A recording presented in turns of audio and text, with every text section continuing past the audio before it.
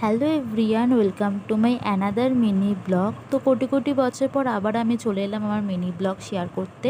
তো সবাইকে শুভ বিজয়, বড়দের প্রণাম আর ছোটোদের অনেক অনেক ভালোবাসা। সকালবেলা ঘুম থেকে উঠে পড়েছিলাম, দেন লক্ষ্মী পুজোর দিন সকালবেলা ছিল, তো খেয়ে নিয়েছিলাম হচ্ছে পরোটা, সাদা আলুর তরকারি, দেন স্নান করে নিয়েছিলাম। আর তারপর এখানে পুজোর কাজে আমি সাহায্য করছিলাম। ঠাকুমা এখানে বেলে দিচ্ছিলো, আমি ভাজছিলাম, আর একার সময় আমিও বেলেছি, বাট ওটার আমি ক্লিপ নিতে ভুলে গেছি। যাই হোক, তো এটা করা হয়ে যাওয়ার পর আমার কাছে দায়িত্ব এলো হচ্ছে আলপনা দেওয়ার।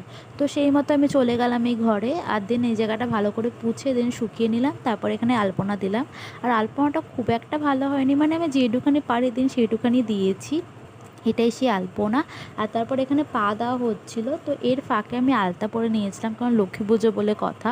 যাই হোক, আলতা পরে নিয়েছিলাম, আর এই সব করতে করতে অনেকটা টাইম গড়িয়ে গেছিলো, আর আমার হাতের অবস্থা অত্যাধিক শোচনীয় হয়ে গেছিলো। হাতের অবস্থা দেখার মতো, এই যে আমি দেখাচ্ছি, যাই হোক পুরো হাতটা সাদা হয়ে গেছিলো। আর তারপর হাত পা ধুয়ে দেন আমি চলে গেলাম শাড়ি পরতে, কারণ আমাদের পুজোর টাইম খুবই তাড়াতাড়ি 5টা, তো ওর মধ্যে রেডি হতে হবে, তার জন্য তো শাড়ি পরে নিয়েছিলাম। এটা মায়ের শাড়ি ছিল, সেটা পরে দেন রেডি হয়ে নিয়েছিলাম। আর তারপর দেখলাম ঠাকুরঘরটা খুব সুন্দরভাবে সাজিয়েছে ঠাকুমা পুরোহিত আসার আগে মানে নিজের পুজোটা সেরে নিল, আর তারপর পুরোহিত এলো। আর পুরোহিত আসার পর পুজো স্টার্ট হলো। দেন পুজো কমপ্লিট হয়ে যাওয়ার পর আমার তো অবস্থা পুরো বিধ্বস্ত, আমি তো পাখার কিছুক্ষণ হাওয়া খেয়ে নিলাম।